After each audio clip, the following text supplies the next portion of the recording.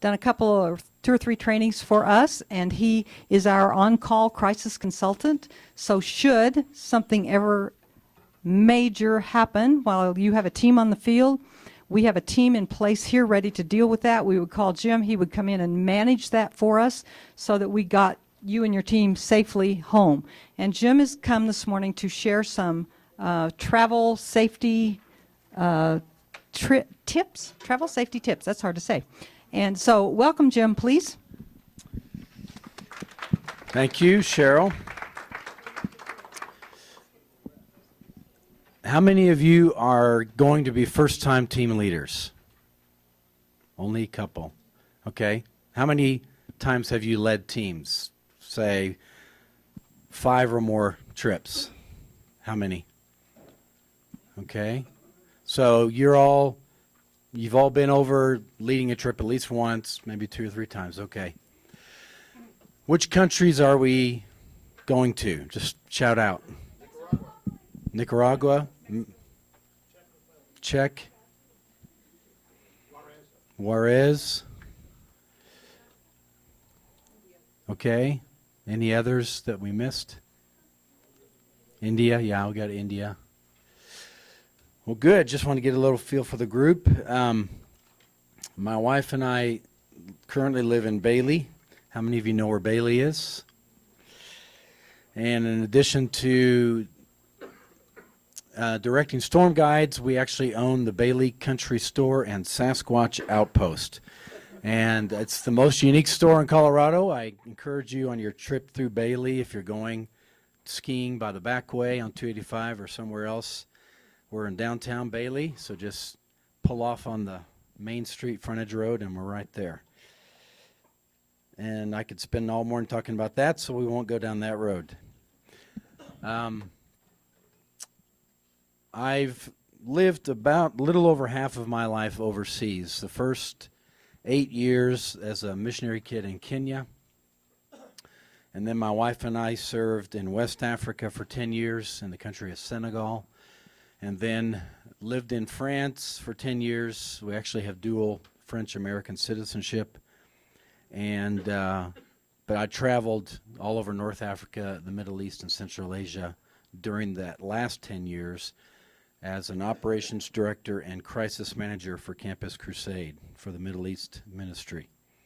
So a lot of time overseas, and we've lived in a lot of countries and managed a lot of crises. And people say, well, why do you do what you do? And my answer is because I love it. And they say, how can you love crises? I don't know. But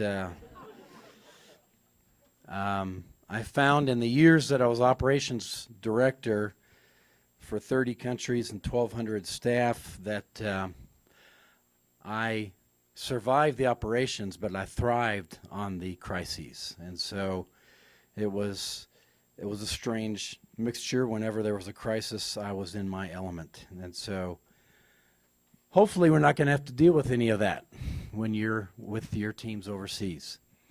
But we try to be prepared, don't we, Cheryl, in case that ever happens. And actually, we've never had a crisis that has needed a crisis management team in 4 years, I think, we've been working together. So it's God's grace and hopefully some good training. So, but Cheryl wanted me to design this next hour for you as team leaders. And so we're going to talk a little bit about leading teams and what to do when certain things happen, and to help you avoid crises, if at all possible. And then, should something happen, what would you do? And communication is very important in a crisis. I'm going to move this a little bit out of the way. And as you know, leading volunteer teams is a little bit like herding cats, isn't it? Because you don't pay them, so you have to convince them by your influence to do what needs to be done, or to not do what should not be done. And one of my main recommendations here on this first page is clear communication is critical, and I'm sure you've talked about communication, and Cheryl said you've mentioned or gone through some conflict resolution. But my counsel, as you get ready to go overseas again with your teams, is if they don't know what's expected of them, then be sure they won't do it. And so most people are not willfully disobedient or rebellious. They're ignorantly so. They don't know what they're supposed to do or not do. And so they don't live up to your expectations as a team leader. And better communication is always the key. So my thought on this first page, the main thought was, as you get ready to go, are you already meeting with your teams, I'm assuming, before you leave? Okay. How many times will you meet with them before you go on a trip? Which is awesome. And I would suggest as you go, if you don't already have this practice, is before you get to each step of your trip, particularly if you have new people who have never gone with you before, never been to your location before, as you get to each step, get to the airport in Denver, talk about what's expected. How are we going to get through this easily and simply? How many of you have seen, when you've been overseas, even here in the States, a team leader walking around with a pole with a flag on it, just walking around the airport, and there's a bunch of people following him? And that looks silly, but it's actually a great way to get your team to go with you, because in a mass airport, mass crowd, it's easy to lose people, but better communication is the key. And when you're overseas, your host in the country that you're going to, whether that be a local missionary or a national who's hosting you, what they tell you is critically important. And we've seen so many problems happen when Americans or other nationalities, not just Americans, when internationals travel to another country and they don't listen to their host. And problems happen. Sometimes big problems happen.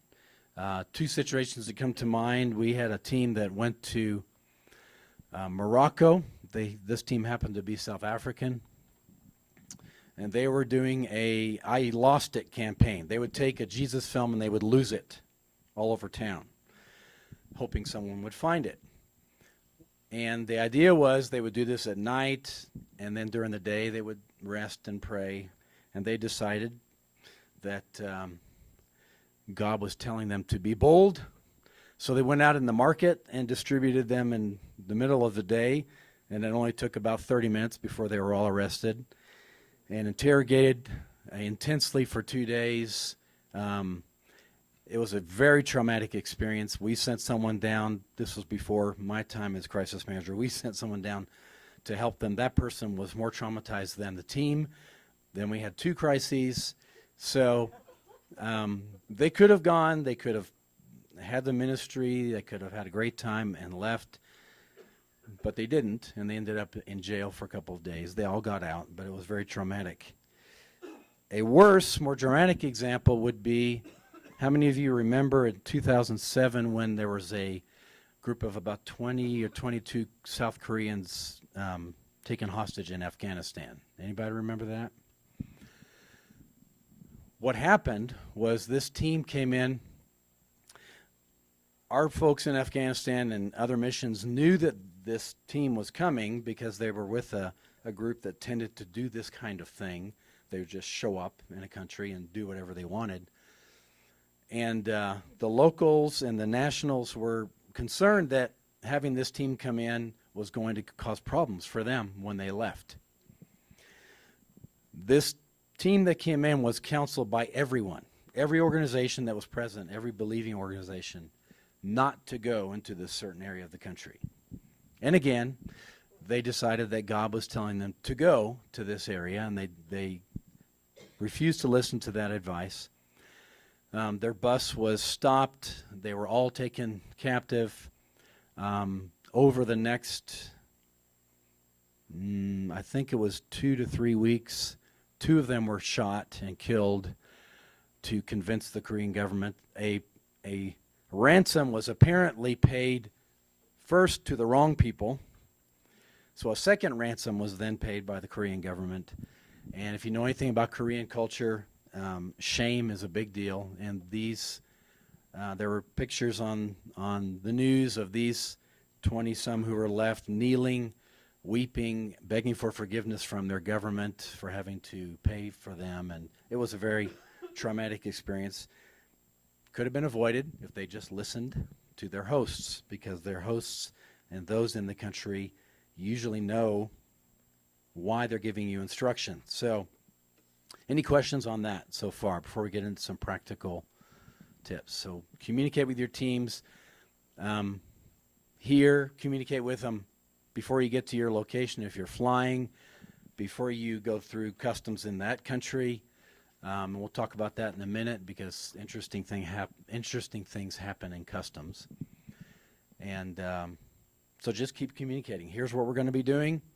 Here's what we expect. This is what we're going to do when we get out, and over-communicate, if anything. Any questions on any of that so far? How many of you will be working with nationals as your hosts when you get to your location? Okay, and the rest are with American missionaries or other missionaries. So a few practical tips on the second page. Airport etiquette. This is not so true in America, but usually it's true internationally. Local authorities, police, airport security frown on photography. I'm not even sure why this is the issue. In Israel, I could understand, but in other countries, every country I've lived in virtually, if you pull out your camera and start taking pictures in the airport, particularly of things other than each other, but taking pictures outside the airport, taking pictures of airport facilities, taking a picture of a man standing there with a gun, is the best way to get your camera confiscated that I can think of. And so it's just, take pictures of each other. Don't take pictures, and encourage your teams not to take pictures of anybody else or any facilities around the airport. Your teams, and I know you're aware of this, should expect in some places you're going, high visibility security, guys walking around with automatic weapons. I know when people arrive in France, particularly now, after the most recent attack that France experienced, there's guys everywhere. I mean, just every street corner, everywhere in the airport with automatic weapons. It's a little disconcerting to some people. That's just life. When we lived in France, we never even noticed it anymore because it was so common. If anyone is detained in customs for any reason, and again, this is part of communication ahead of time, if any of you get stopped for any reason in customs, be respectful. Don't tell them everything about what you're going to do. We're here, we're going to be missionaries. Well, it depends on which country you're going to. That may not be a welcome idea. And so and this has happened to a number of teams in various countries. Every time I went to Israel, I was detained. They seemed to think I was a threat to the country, and I was usually held for 2-3 hours before I got out of the airport. I always got out, but and they would double check everything when I would try to leave the country. But there's a lot of countries, Nigeria, in particular, none of you are going to Nigeria, but this could happen in India, could happen in Nicaragua, where you get to the airport and you're going through customs and somebody pulls one of your team aside and says, "So, what do you have for us?" What does that mean? Yeah. Means I need to eat lunch, and I don't get paid very much, and you're an American, and what do you have for us? They're not going to ask outright. This happened in Nigeria as I arrived and as I left. And you have two options, and this is getting into the bribe ethics. You have two options when this happens. How many of you have had someone ask you for a bribe overtly or indirectly? Wow, I'm amazed you haven't. Really, in Mexico, they don't ask I'm not talking the local folks you're working with, but other people you might meet. Or I can almost guarantee if any of you get pulled over, the local police in India, in Mexico, in Nicaragua are going to, and Juarez, are probably going to stall things and just keep you standing there. And the whole reason is we used to call them pre-tips. It's a pre-tip for service you're going to get. So I don't know what Cheryl or anyone else thinks about this issue, but it tends to come up and people don't know what to do. And if you really don't feel comfortable paying it, then you just have to wait. You just have to outwait them. And this would happen every time in Africa. This was a daily occurrence. Every time we were pulled over, every time I went into any government office, I either was going to spend 4 hours or I was going to give them a pre-tip and get done in 30 minutes. And so this kind of thing just happens. And your folks just need to be aware if someone overtly asks them for money or suggests, and I'm not talking vendors either, I'm talking someone in a uniform in an official position.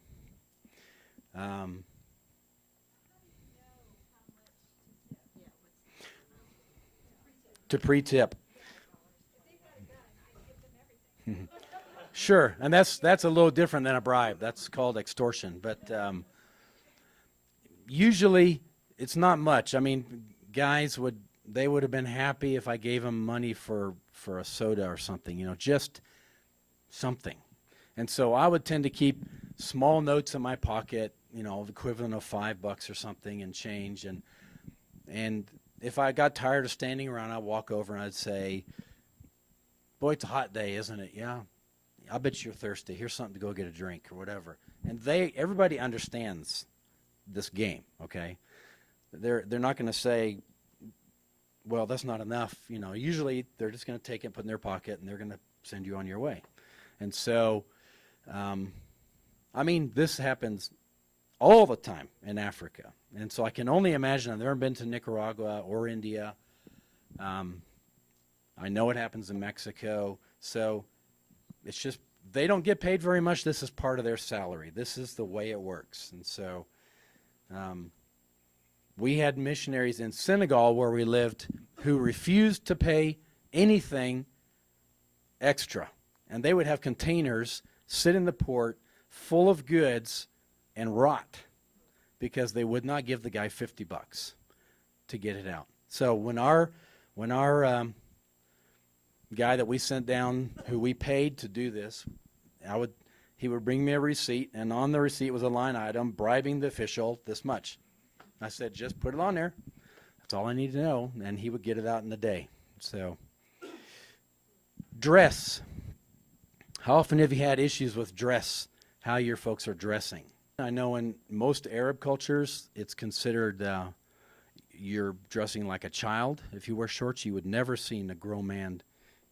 More now, maybe guys in their 20s, but certainly no one in their 40s, 50s, 60s will wear shorts. It's just, doesn't mean that that an American couldn't do it and get away with it, because we're Americans and they know we're different. But if you're there and you're wanting to make an impact in people's lives, and some of the older men might look at your shorts and think, So it's just, wear cotton pants, wear something, but it happens. And women, and we've had projects in the past where women it was hot, they wanted to wear spaghetti straps or very low-cut dresses. It just draws attention. It's not the kind of attention you want. And it can actually create problems for women if a woman happens to be walking alone, which I'm sure in every one of your contexts is a no-no, and is dressed a little bit provocatively. It can draw attention from people that you don't want to draw attention from. And we've known of situations, not here at Cherry Hills, but other situations where women were harassed or even raped, not just because of what they were wearing, but because they were by themselves and they were in the wrong place, and it was a combination of things. And I'm sure this is all part of your training. This is a repetition. Crowds. I don't care which country you're in, avoid crowds.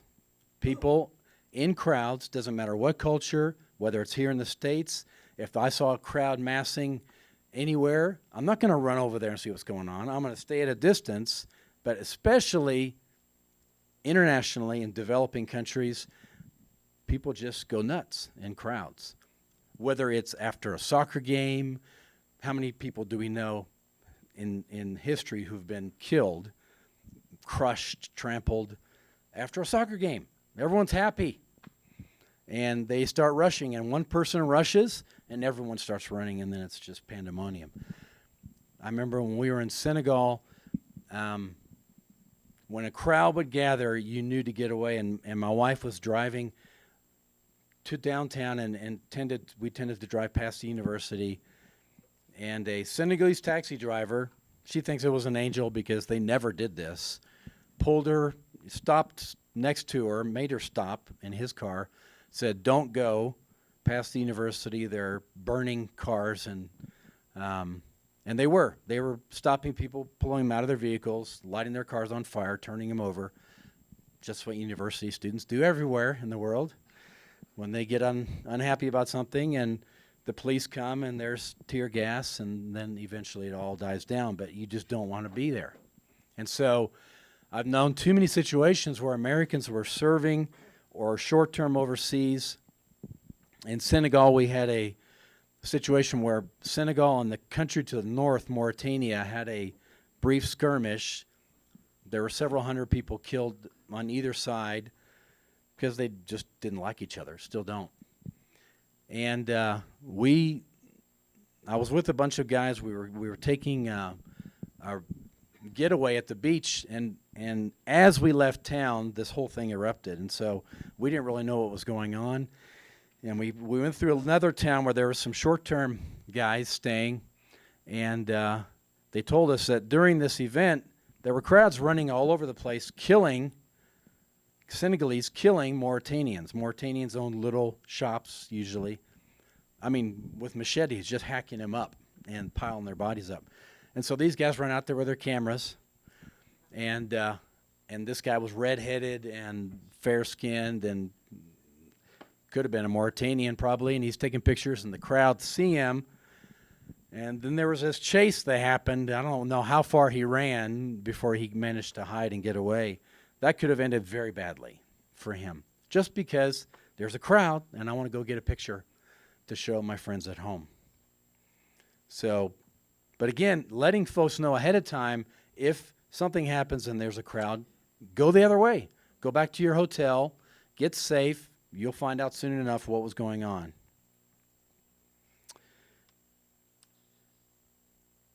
So I have a little chart here. It says, behave like cultural insiders, not tourists. Because you don't have to be a national from that country to be a cultural insider. And the best way to avoid problems is to behave like you're someone who knows where they belong and knows what's expected. Here's a few things. On the left is the way tourists might be. On the right is more the way a cultural insider would behave. Tourists tend to wear too many clothes. And meaning if it's too hot, they're wearing the wrong clothes or inappropriate clothes. A cultural insider knows what type of clothes to wear, and they'll tend to be dressed more like the folks that they're with. Tourists walk around with their head in the clouds. I mean, I used to go downtown in Dakar, and I would just sit there and watch tourists because they'd walk around like this. And right behind them would be a guy sticking his hand in their pocket, you know, and they're totally unaware. And I know the security guidelines that Cheryl gives you mentions that thieves tend to work in pairs. They do. One guy will come up and show you something while the other guy's helping himself to your backpack or your pocket or your purse. And it's very common. So a cultural insider, and it was interesting, after we had been there a few years, they left me alone, not because I was mean, but I walked with determination where I wanted to go. I was constantly looking around me. it was just too difficult, so they go find one of the guys walking around like this, and they'd pick their pocket. And it's just when you act like you are aware of your surroundings, and people tend to leave you alone. The wrong people tend to leave you alone. This third one, I probably misworded it. A tourist will accept culturally inappropriate behavior by nationals, whereas an insider will not accept it. And I'll give you an example. Because we're Americans, and this mostly happens to women, it's not to men. Men, in most of the countries, are going to realize that you don't know the culture, and so they will behave inappropriately. They'll touch you inappropriately. In most of the cultures, in fact, I think every culture that you're a part of, you're going to, public displays of affection are just not done. People don't walk around, couples don't walk around holding hands. It's interesting, in Africa, men will hold hands and women will hold hands, but men and women do not hold hands. And so, interesting thing, most American guys just couldn't handle it when one of their African friends would grab their hand and they'd think, are you gay? Or what? No, it's just that is how you show affection between the same sex. And it was actually a very big compliment if an African took your hand. It meant we're really good friends. And so American guys just had to. But women would come, young women particularly, who would be on a Peace Corps or some other, and these African guys would be all over them. And they would think, oh, they're so friendly. This is so nice. And an African woman would never tolerate that. You know, in fact, they wouldn't even try it with an African woman. But I've seen missionary women in Mauritania when we were in the market together, and a man would come up and touch them or do something, and they would say, don't touch me. And he knew immediately that she knew the cultural boundaries, and he backed off. Oh, I'm sorry. But he thought he could get away with it because she was an American. And so an insider knows what, and so this is things you can ask your local hosts, what's appropriate or inappropriate between the sexes in this country. Tourists tend to hang out in expat bars, restaurants where expats hang out, which is fine once in a while, but that's also where thieves go to find people they want to target, because that's where the Americans are and that's where the money is. How many of you have been overseas in a country and had someone come up to you, you don't know them, and they start talking to you like you know them? Hi, how you doing? How many of you have had this happen?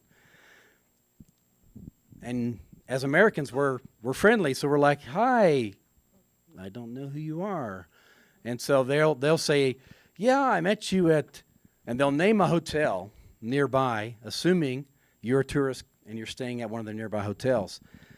Or they'll say, hey, American, French, whatever, and they're fishing. And so a tourist will say, yeah, I'm over at this hotel, and why don't you come over and we'll spend some time together. I'm in room such and such. And an insider knows this is just a ploy, and so I would just ignore them. And it feels very rude, but you can be rude because they're a thief and they want to take your stuff. And so this is very different than when you're at this happens in the city where the tourists hang out.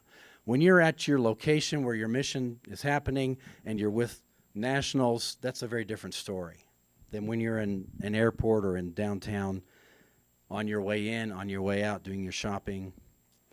Tourists take pictures of everything. A lot of countries, people don't like their picture to be taken without their permission. And people would curse us, actually put a curse on you in Africa if you took their picture, because they think you're taking part of their soul.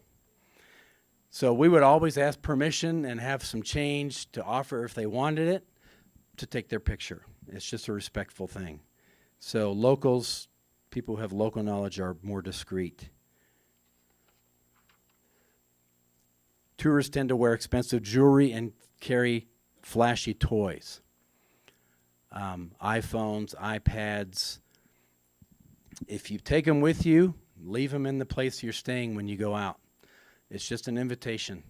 And I know in Honduras there's Americans who've been killed for their iPhone. Just walking along the street and the car pulls up and a scuffle happens and they get shot because they want their iPhone. An iPhone is big business, as is your passport and anything else they can take. A passport on the open market, an American passport, could be sold for $400 or $500. A real American passport. So don't flash, don't wear jewelry if you can avoid it. Don't flash expensive toys. Keep them back at your headquarters. Ladies, when you're walking in the street, how do you carry your purse? Right here, not behind you. Guys, take these out, stick them in your front pocket. I've even had guys try and take my wallet. One guy would come up and start talking to me, and the other guy starts digging in my front pocket. And he was a big guy, and I just looked at him while he's got his hand in my pocket, and he's looking at me. I'm like, what are you doing? Then they go, oh, okay, and they just walk away. It's like, I'll see what I can get away with, So keep things out of easy reach. I would keep, but sometimes just a few folded up pieces of paper in my pocket so that if they reach in there, they pull it out thinking they got something and they'll leave and then only later realize it's nothing.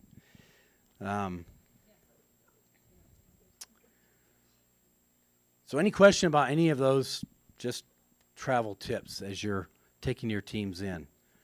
Yes? One thing, Jim, when you said on the pre-trip or the pre-tip, obviously that's when we're ready to go into country in some of the cases you were talking about, especially in the airport. Is it best to prepare to have currency from that country, or do they like American? Oh, they would take dollars, usually. Dollars they can go exchange on the black market and get better money. And, it's not going to happen every time you go into the country. It'll happen more at a border crossing than it will at an airport. But in Nigeria, this guy I see all the passports on the counter, and I see this security guy walk up and take mine, and he walks away, and I'm like, and then he calls me over and he goes, what do you have for us? I'm like, nothing. No, what do you have for us? And we sat there, and he kept me there for an hour. And I wasn't going to pay him. And when I left the country, they said, how much currency do you have? How much local currency? And I told him, and he said, oh, that's too much. You can't leave with that much currency. So I'm like, whatever. I just threw it on the counter and left, Of course, that's not a law. It's just they're going to see how far they can get. Any other questions on the tips before we get into actual security issues? A situation in Managua where we got detained in customs in Spanish. But anyway, we called our host and he's like, well, just tell him you'll pay the taxes. So we said, okay, can we pay the taxes right here? And they wouldn't take it. Really? Yeah, I was surprised. Wow. And we we had to go through all the bureaucracy and stuff, but I thought it was interesting That they wouldn't take they it. would not take it. And it depends on the person who's in charge. I've seen people where we gave them a pre-tip, and they opened a drawer and threw it in there. It was full of cash, and they just closed the drawer. I said, can I get a receipt? And they're like, just go. What are you talking about, receipt? I actually knew of a guy who was he thought he was getting in a taxi with the right person. This is in Kazakhstan at night, and it was the guy that just took him and out to the middle of nowhere and said, give me $300, I'm leaving you here. So this guy gave him $300, says, can I have a receipt? And he goes, yeah, and he writes some receipt out for $300 extortion, and then he took him to a hotel. Any other questions on some of these practical things? I think some of the biggest concern, and how are we on time, Cheryl, before we get into this last section? Okay. What do you do if something goes wrong? And the vast majority of churches sending thousands of people overseas, everything's going to go fine. Nothing's going to happen. But what if it does? What if something goes wrong? And Cheryl wanted me to touch on a few things. You need to know about Cherry Hills, what Cheryl was saying before. If your team gets into a crisis, a real crisis that we're going to talk about, not just somebody gets their pocket picked or somebody gets sick and needs some medicine because they have Pharaoh's revenge, but a real crisis where there's a missing person or an injury or a death or a kidnapping, and you call Cheryl, she will set in motion putting together a crisis management team, and it's that crisis management team and that crisis manager who have ultimate authority in your situation, whether you're the team leader or not. Now, in a real crisis, the crisis management team will be working with you intensely to resolve this, but you really need to listen to the crisis team and the crisis manager in the event of a crisis, because they're trying to help you sort this out, okay? I've been in too many situations where we get into arguments with somebody and they need to leave now where they are for various reasons, and they're arguing about why they should or shouldn't. And I'm imagining these guys they're trying to avoid coming to the door any second. I'm like, just get out. Well, why should we do that? You know, and it's just, so you need to trust the crisis management team and listen to them when a crisis happens. But just so you know, for your security, that crisis will be taken seriously. And that team's only responsibility, and they will be relieved from their other responsibilities just to work on resolving your crisis. And as I said, we haven't had to do this yet. What should you do if someone gets lost or goes missing? You don't know where they are. Maybe they're lost, maybe they're detained somewhere. One of the things that will avoid this happening is making sure all of your team members have a contact list to reach you, to reach the place you're staying or one of your local hosts. Many problems I've seen is somebody gets temporarily lost and they don't have any numbers and they don't know how to reach anyone. And so everyone's left wondering what happened. Curtail your personal independence just for the time you're overseas. And listen, encourage your team members to listen to you. We're very independent. American culture, we're very independent. But when you're in another culture, you need to listen to your team leader and to your local hosts, even if it feels a little bit like they're curtailing your independence. So what I would recommend is determine when and where they were last seen, whoever is missing. Anyone ever have this happen? Someone for a short time disappeared. What was the circumstance? And my son decided to go on his own trip. And so we got off in a foreign country and he took off and didn't stay with the group. How long was he on his own? He was on his own for about 6 hours. And luckily he had enough insight to remember where we were going to end up. And he paid a taxi to take him there. And so when we showed up at the last spot, that's where he was. But How old was he? He was 16. Yes, I know better. I know everything. I have a daughter at 17. By the time she's 25, she'll be surprised how much I've learned, right?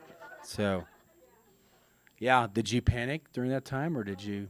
Yes, we were envisioning one of us staying in country and the other one going on. Yeah. I imagine there were some words exchanged when you, yeah.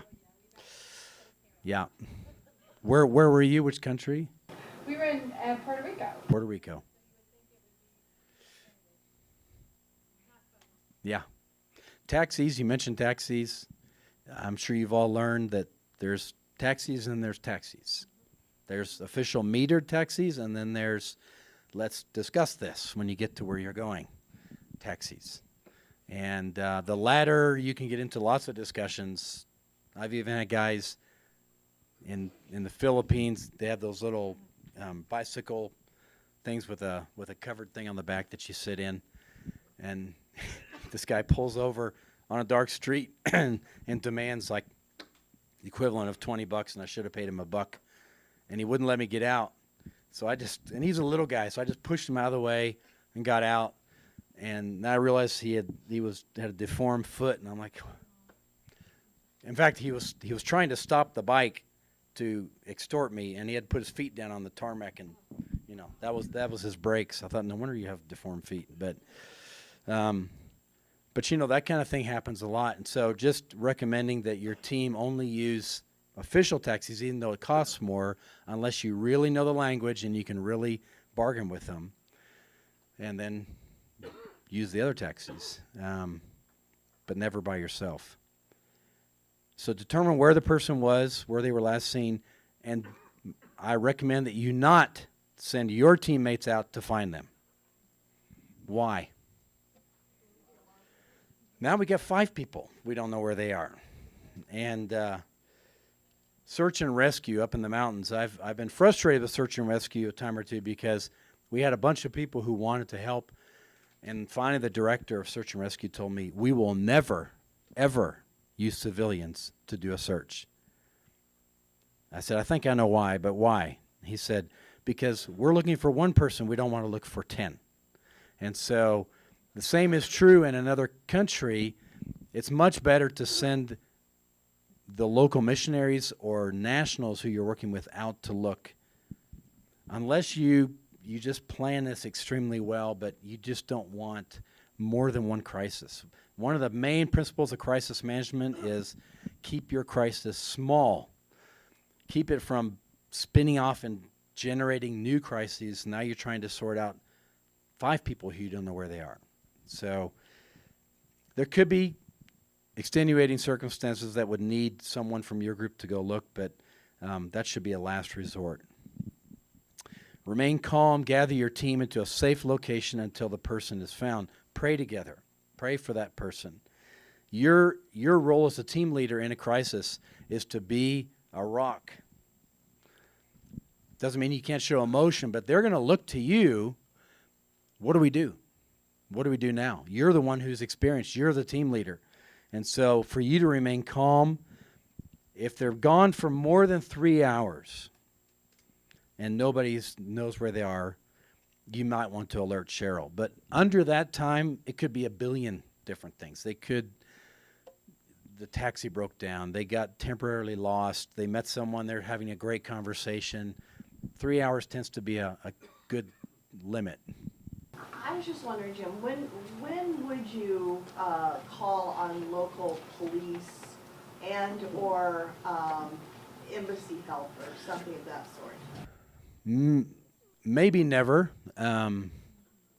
If it was a genuine death or kidnapping, I would need the embassy's help eventually. But some U.S. ambassadors and embassy staff are not very sympathetic to what we do. We were always the last ones evacuated from a country. The missionaries are always the last ones out. And they make us sign something and say, we'll pay the government back for evacuating us. Because we're not embassy personnel, we're not official U.S. government personnel, and they usually will never require it. They don't actually come after you for it, but I've known embassy personnel who were not at all sympathetic to missionary work. And so if it was a very serious situation, I might go to the embassy, and that would depend on the country, and it would depend on the situation. Local police, most of the countries you're going to be in are probably not going to be a great deal of help. Now, again, that will depend on the situation, but I've been in situations where we actually had kidnappings that were organized by local police, and so they were sending a message, very clear message. So local police forces in the countries you're going to tend to be underpaid, understaffed, under-equipped. Your local nationals who are in the country would probably know better if they can trust the locals, and they may have a good relationship with their local police force. That happens a lot. We always tried to build a good relationship with the local security guys for this reason, but they just, I mean, in Senegal, we would call them and they'd say, we don't have car. You know, can you come get us? We don't have gas for our car. So I would say, go in a taxi and meet me there, and I'll pay the taxi for you, you know. So there's just not much help. So basically, adjust your expectations. It Oh, yeah. wouldn't be like here. No. So you're pretty much on your own, and you better. In America, we actually have police and medical and fire people who actually do their job. Central Europe, Serbia or where Czech. Yeah, it depends on the situation. You would probably, in Europe, generally speaking, you probably could go to the authorities and get some help. But you have to know, when you go to the authorities, you're upping the level of exposure, but also it just becomes a bigger deal. And once you get them involved, they're going to want to take it over. And so now you don't have any say anymore. They're going to decide what happens. That may be okay in Europe. You know, the French police, that'd be fine. But not in a lot of countries. I don't want them taking it over because, so it's just be careful. If you get to a place where you think you need to talk to the local police or get their help, I would call Cheryl first and discuss that with her. And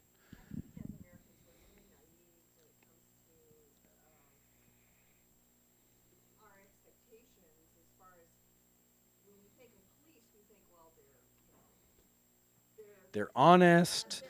They're here to help us serve and protect, right? It's not serve and protect. It's abuse and extort. So they have a position of authority and they're going to use it, but not in the right way. So yeah, that's a tricky thing. So I would rather look to my local hosts for help and wisdom on that. Any other questions on that issue?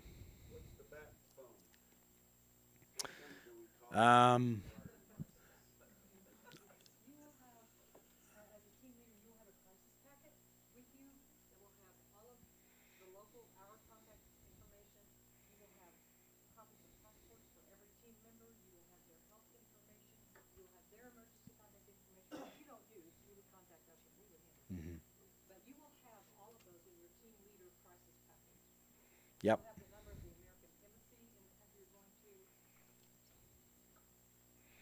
Yeah, you will have all the contact information you need.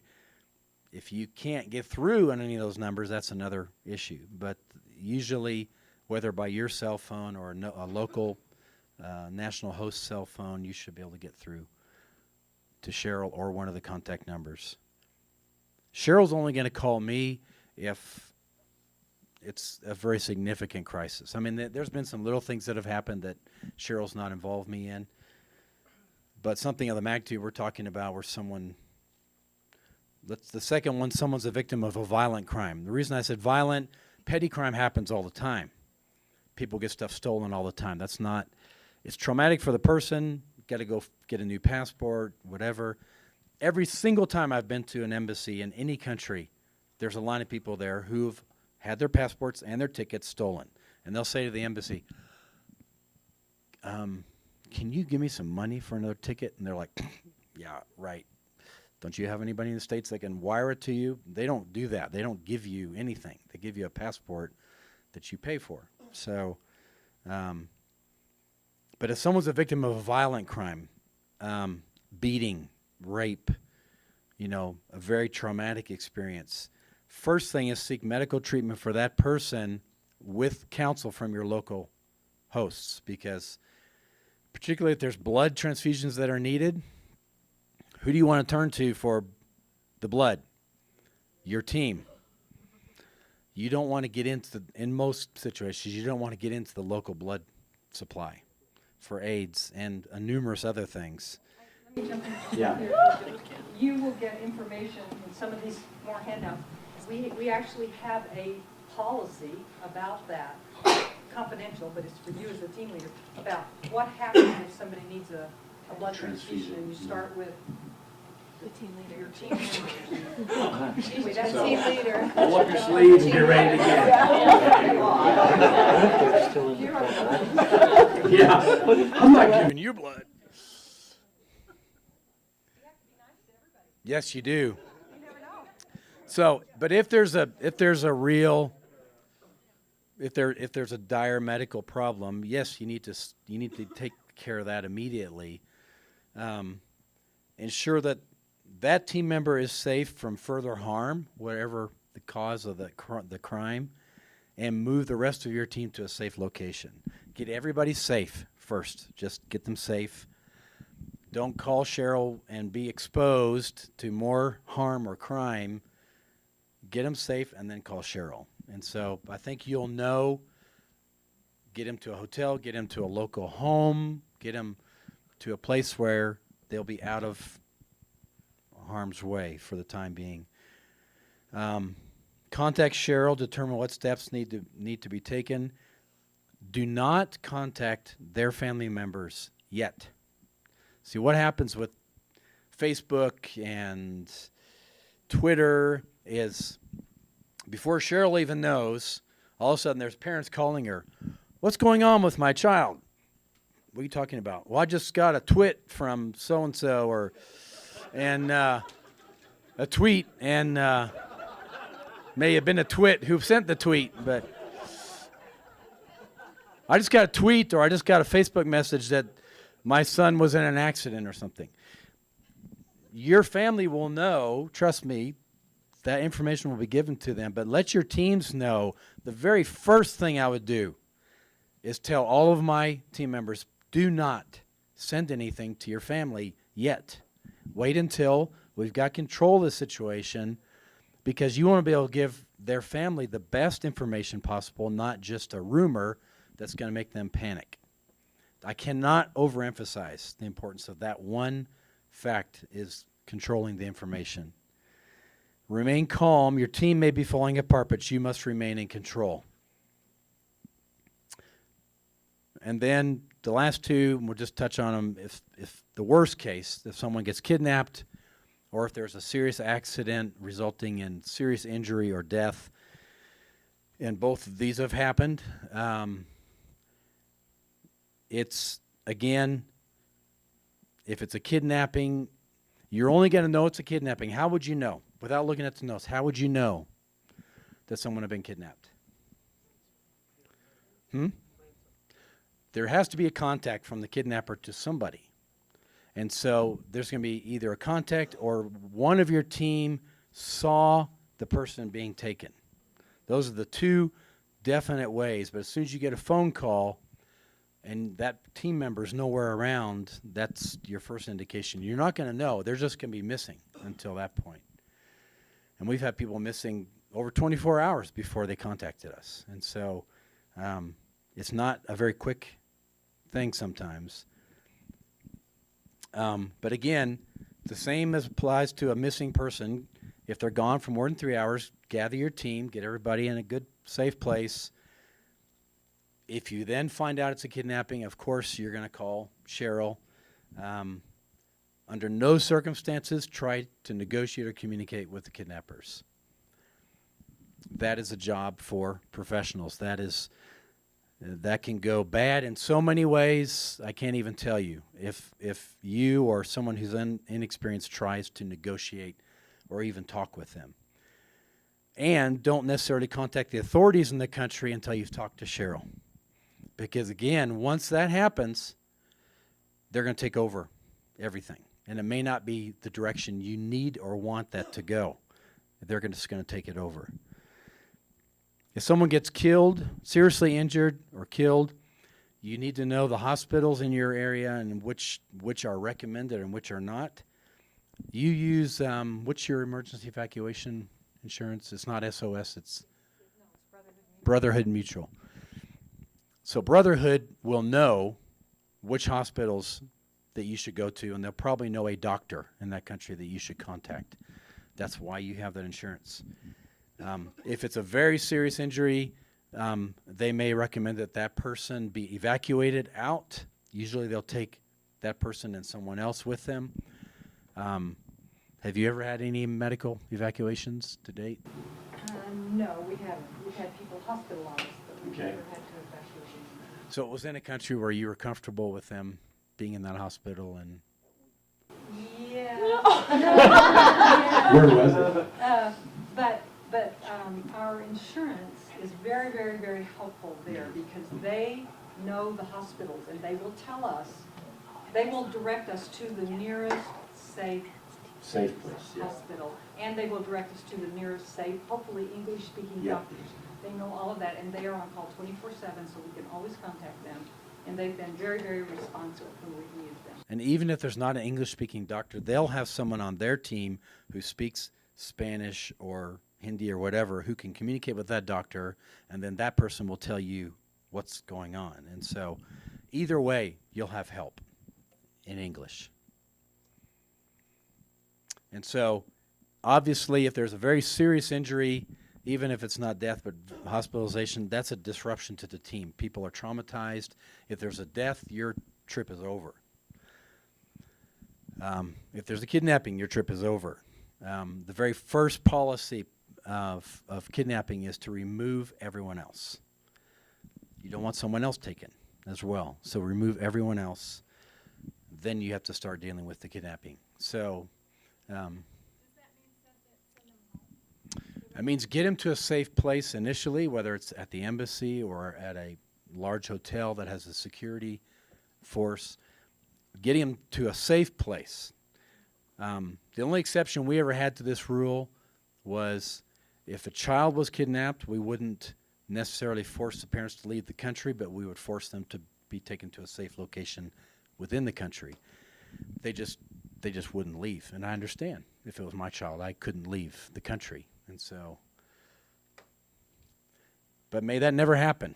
May you never have that issue, and the countries you're going to are not traditionally a danger for kidnapping. But injuries can happen. If you're in a country, injuries can happen. If you're driving, injuries can happen. We had a team in Yemen doing a prayer journey, and it was during Ramadan. If you know anything about Ramadan, they eat more during that week than any other time of the year. Even though it's the fasting month, during that month, they have a huge meal before dawn, and they have a huge meal after dark.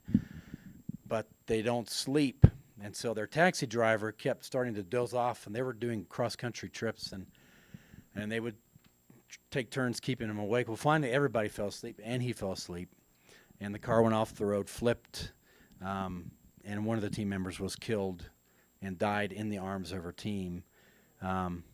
You can imagine the trauma of that, and then one of them broke a leg, and it was very traumatic.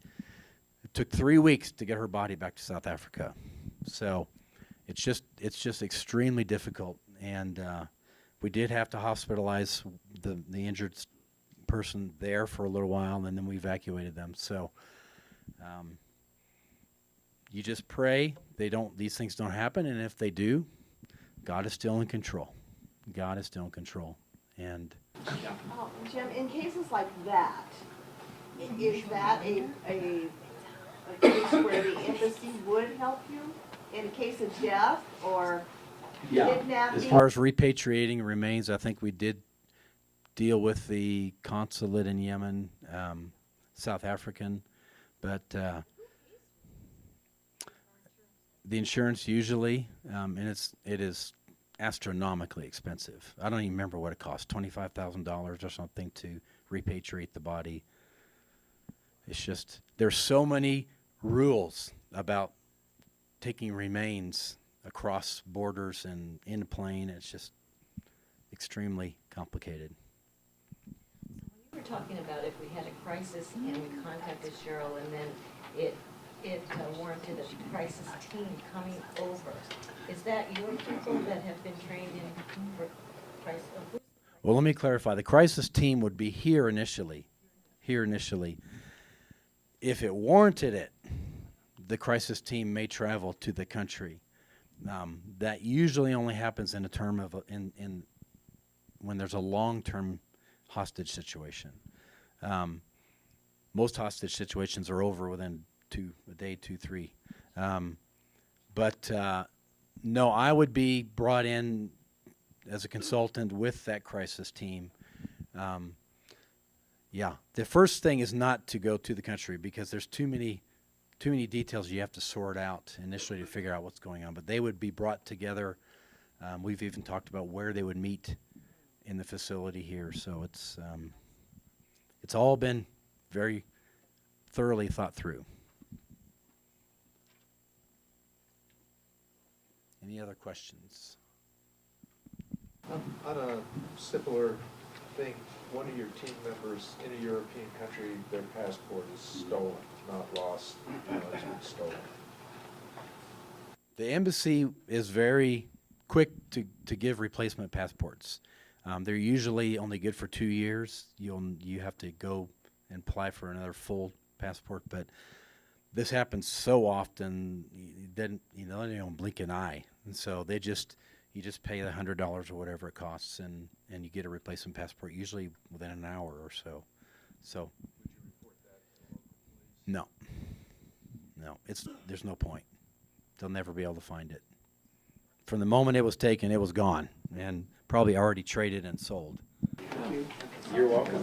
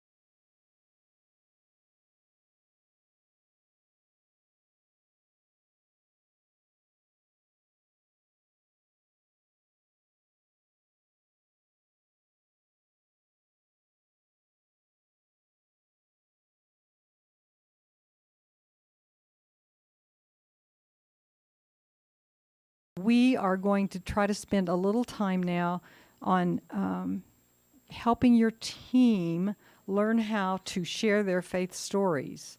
I'm sure every single person in here has shared your faith story on many occasions, but sometimes we do it, we like to say there's no good and bad way to share your faith story, but that's not exactly true. There are engaging ways and there are off-putting ways.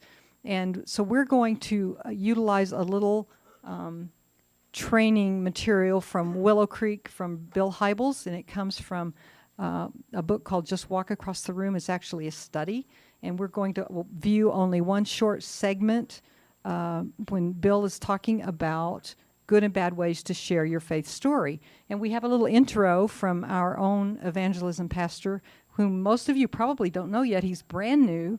His name is Tyler Grissom, and he wanted to be with us today. He was actually going to do this segment, but it turns out this was moving day for his family, so he wasn't able to be here. But when we do a continuing education, he wants to be a part of that, and we certainly want to include him in that. So now Judy's going to roll this little intro from Tyler, and then we'll move on into the Just Walk Across the Room segment.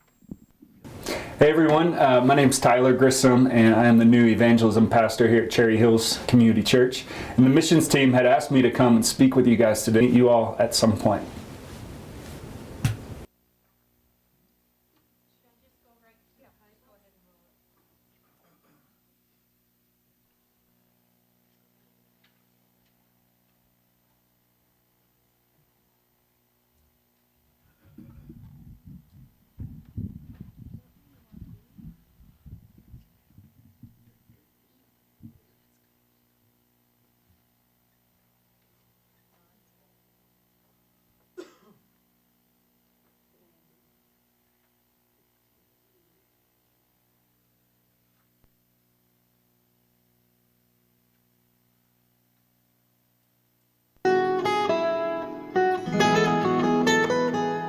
When I challenge people to take risks in their relationships with people outside the family of God, and I say, look, just walk across a room. Reach out a hand, start a conversation. You don't know where it's going to lead.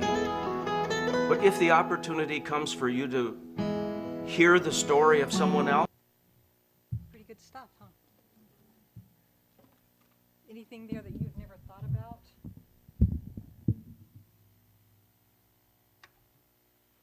Have you all experienced some of those kinds of stories that he was demonstrating there? I've told some of those kinds of stories. But, so you will find, my team, would you guys just kind of pass out what's still there, the packets? We're trying not to dump all of the paper on you at once, but we're kind of out of time, so we're going to kind of dump all the paper on you at once. While they're doing that, let's just talk a little bit about what's in there. And Judy, you might want to come and just talk about the spreadsheets and what they can expect to see from their teams, just for a minute. Can you hear? Okay. Whoa.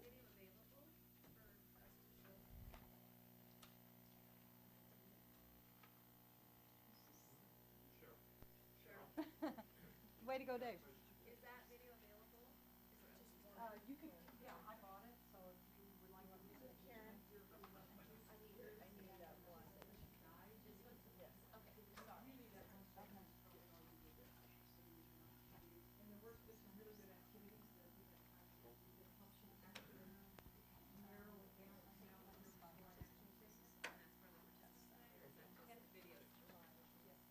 You know what, the first packet that was on your table when you sat down, there should have been an index card there.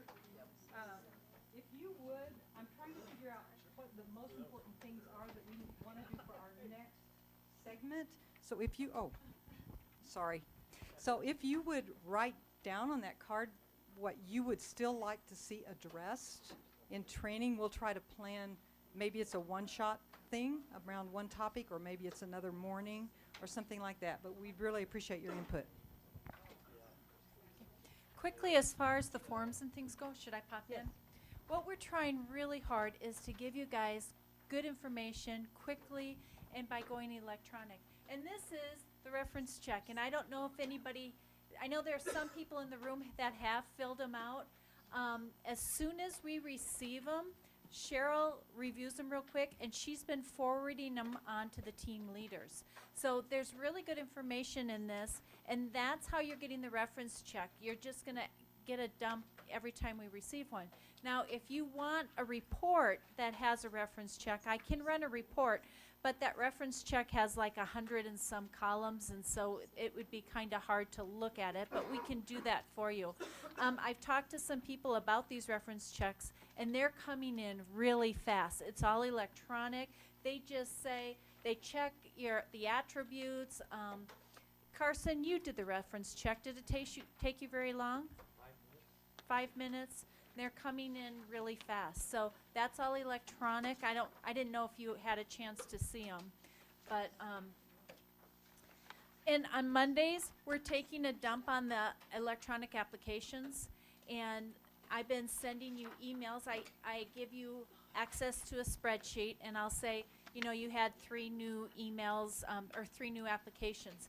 And what we've done, and I'm gonna pull Carol's up because I've been working with Carol, this is kind of the spreadsheet that you see. And we tried to give you the information that you need, the name, address, email, the primary phone numbers. The reason why the columns are really wide, if you go all the way down to the very end, it has the spiritual journey. So you can read the spiritual journey for each of your members that are applying for your trip. However, down here on the bottom, you can see we added another column or another tab. And this is Carol's, and yours will have your own personal tab where you can put your own information. You probably don't need the spiritual journey on here, but you want a quick look at a spreadsheet, and this is your spreadsheet to add whatever you want. If you want to put a column in there for attendance, that they made these meetings, this is for you, and it's on it's called a Google Docs. It's real similar to Excel. And that's for you to do whatever you want. You can export it, you can download it, but please don't play with the master team roster, because each week that's what I'm going to be doing. I'm going to be updating that with new applications. And if you delete a column, then the stuff that I'm putting in there is not going to line up. So feel free to copy anything on the master, throw it into your roster, and do whatever you want to do with it. Carol, have you been playing with it? Is it? A little bit. I think I messed it up because that red line shouldn't be there on that Carol's team list. Yeah, well, yeah, it is. Oh, yeah, we were playing with changing the tab colors. I'm still learning how to work with it. Applications, here's the application. We've only had one person that contacted us that said, I don't want to do it electronically. So far it's been working pretty well. And I've been handing out information. Are you guys getting the spreadsheets when you get new applicants? I try to do it on Monday. Jen? I get mine. What about for the high school team? I haven't got one for that. Is that That's because they didn't do it electronically. and the adults that did though? Is that Pardon? And the adults, we did the adults electronically? Yeah, The but kids? since This is a mix, so since I'm we getting were it. doing the high school separately, it's a Yeah. little bit different. But I am getting the other one. Okay. Also, I kind of put together a DTW forms folder that I can give you access, and in there is the mission budget form that Cheryl was talking about. And this is just for your own use. It's as you're doing your team budget. We put in the administration preparation things already in there, kind of the estimate costs, and that's what that $100 fee was supposed to be for the registration. But we were having people paying that fee and not filling out the applications. So we explained to you before, we took away that fee so people would be encouraged to fill out the applications right away. But we still have to collect that money to cover these kind of costs. So that's in there. So if you have a team size, you know, if you just put it in here, like you have 10 team members going. I didn't open it. So if you have 10 team members going, it will calculate that for you. It's not opening. But it'll calculate for you. And then here you can estimate what some of your other costs, your ministry supplies are. And this is, like I said, just a worksheet for you to kind of estimate what your costs are going to be for your team. If you get farther down, we actually have your housing, and you can put your cost per day. Like if your ministry partner says this is how much it's going to cost per day, you can put that in there, the number of days, and it'll calculate it by the number of your team members. So it calculates it for you automatically. We even put a 5% in on the bottom for contingency. And Cheryl, you got this from some organization Yeah. that suggested some of these categories. We customized it a little bit. Yeah. So, What about the contributions, the team member contributions? Do they show up here? no, Or this no? is just your expenses. This is just for you. And this is not your actual expenses, this is your just budget worksheet. So you can kind of budget what your team costs are gonna be. This is when you're trying to figure out what the cost of your trip is going to be. You plug those numbers in and And this is in a Google Docs, but if you go in, you can actually download it to Excel. You can have it on your desktop. You can do whatever you want, but you can download this in Excel. In that folder that we created with the forms, we also have the deposit slips in there. And it's thinking. There was one other thing that I put in there. Oh, the hard copy of the application if you ever needed that. So we will give you all team leaders will have access to this folder. And if there's anything else that you want, let us know. We'll throw it in there. So eventually we're going to have a website, but that's not totally up. So I thought the Google Doc would be a good way to just give you access to the folder, and we can throw things in there that you need. Carol? What are the deposit slips? Is that the actual money that has come in from the fundraising, or will we be able to see that? We'll be sending out like budget or actual financial reports for you.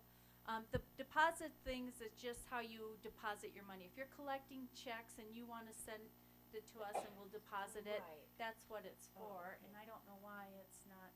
Yeah, you'll If want to your give team the members. deposit form to your team members, Yes. and as they receive checks, they should fill out the deposit slip and either bring them to us, or you And may collect them. choose to Okay, collect I them and see. then you deliver them to us. That's up to you. But you will get, we will keep a spreadsheet, which Judy will, weekly probably, will update. Well, I haven't been doing them updated because right now the only thing we've been getting are the application fees. And now that we did away with applications, I haven't been receiving very many donations. So, yeah, most teams aren't really rolling with that yet. And you can donate online. There's a donate button for every team. So you can encourage people, if once you get your fundraising letters out, make sure you give them that information that they can just hit the donate and they can donate by credit card. Also, real quick, I know I don't have a whole lot of time, but this is the leadership training that we put online. And if anybody is interested in Unit 2, we had the personality profiles. And if you wanted to share that with your team, if you wanted to do that, we actually have all those questions here where they can do it online. So you can just give them the link and they can, if you wanted to play with that, you can just do that. And if you do, I get a spreadsheet, we'll have all the answers and I can share that with you. So I think that's it. Did I do that fast enough? Yeah, okay, all right. Thank you, Judy. Are we gonna get an email with the Google Docs link? Yes. For the forms, yes. And you've been getting, you already have the emails for this is your spreadsheet and stuff like that. You've been getting that, right? John has. Okay, I just need to know what team you're on. Because I think he's on, I've been sending you the information. Yeah. So I can do that. Okay. Yeah, we are totally out of time. I'm trying to respect your time. We could go on for a very long time yet, but we need to wrap up. As we said in the beginning, this is basic training, these 3 basic units. All team leaders need to go through all 3 of these units before leading a Discover the World team. So if you've had to miss a unit, please go online, and at the end of Unit 1 there is a little quiz. There will be a quiz at the end of each one, just, so that you read through all of it and you it forces you to sort of process what you've read and put it in some kind of form. And for those of you many of you have been through all 3 units, and for those of you who have, we have a certificate for you that says that you have successfully completed 12 hours of short-term mission team leader training. If you still lack a unit or so, we will prepare a certificate for you as soon as we receive the quiz and we know that you have been through the other trainings. Fair enough? Everybody understand that? Okay. I had hoped we'd have time for more of a Q&A, but we have had a lot of Q&A. And please don't forget to put your suggestions down for the next training. I'm not sure, Kevin and I talked about trying to come up with a date to give you, but we weren't sure. We'd kind of like to try to do at least one more training before the end of May. That'll catch most of you before your teams go out. Not everybody. I know Robert's got a team going out pretty soon. Just as kind of a follow-up, but I'm not sure about that. You will be notified once we know that. But right now, Kevin was going to do this, kind of commission you and hand out your certificates. And by the way, put him on your prayer list for health, please.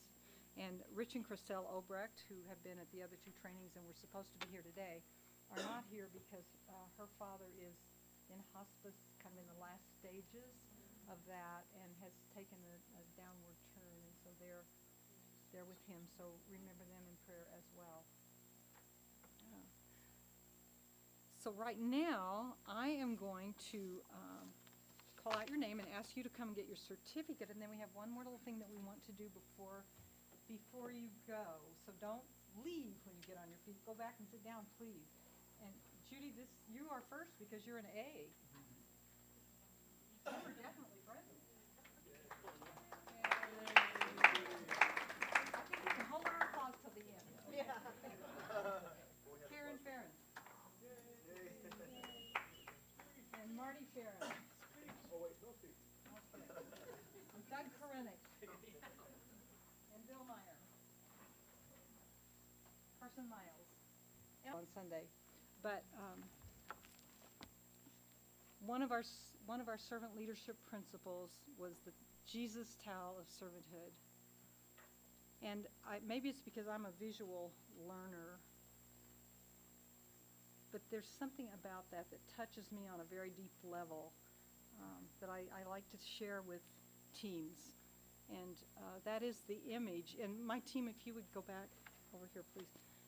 There's something about that image of Jesus getting up from the table, removing his outer garments, and putting this towel on, kneeling at the feet of his students, his disciples, even Judas, whom he knew was going to betray him in just a few hours. Yet he did this most humble of services, and he was modeling what he wants us to do, what we must do if we're going to be true servants and true servant leaders. And Jesus said, after he had done all these things, he said, "Do you understand what I've done for you?" And then he said, "Now that I, your Lord and teacher, have washed your feet, you also should wash one another's feet. I have set you an example that you should do as I have done for you. Very truly I tell you, no servant is greater than his master, nor is a messenger greater than the one who sent him." And here's the verse. "Now that you know these things, you will be blessed if you do them." Now that we know these things, we're obliged to do them. And we will be blessed if we do them.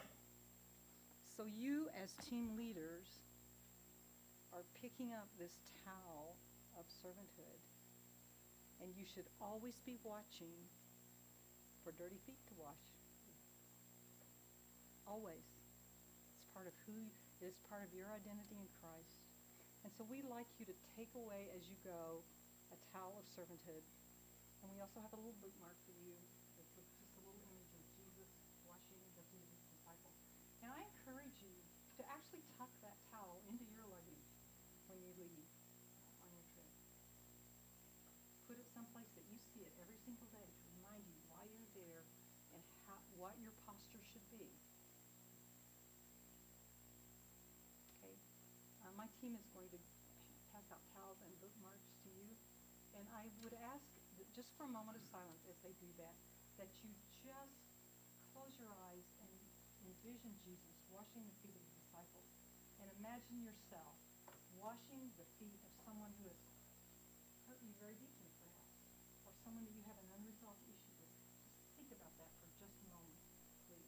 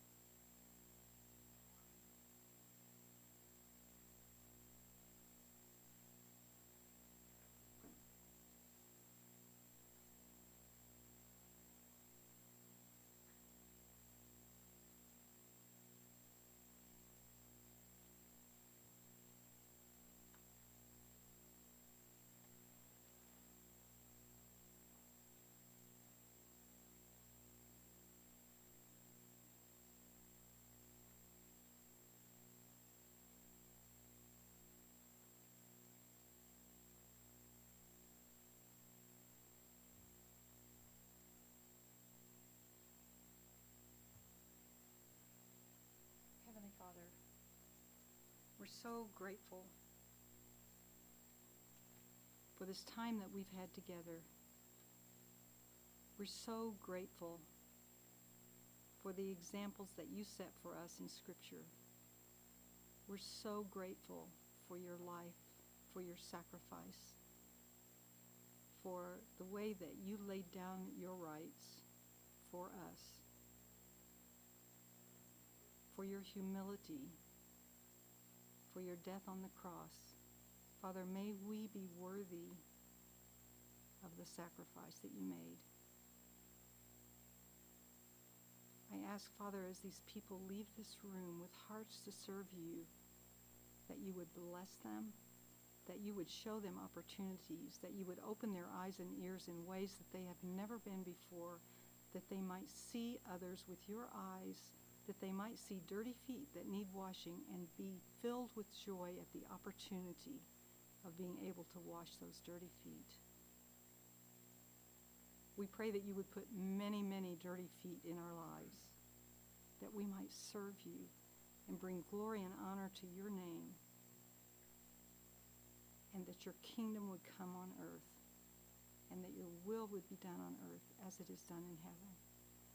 Father, thank you for these very special people, for their hearts that are committed to you, to serve you, for their willingness to lay down their rights, to lead as you led. Bless them, strengthen them, encourage them. Help them love one another well and love you well. In the name of Jesus we pray. Amen. Amen. Thank you all.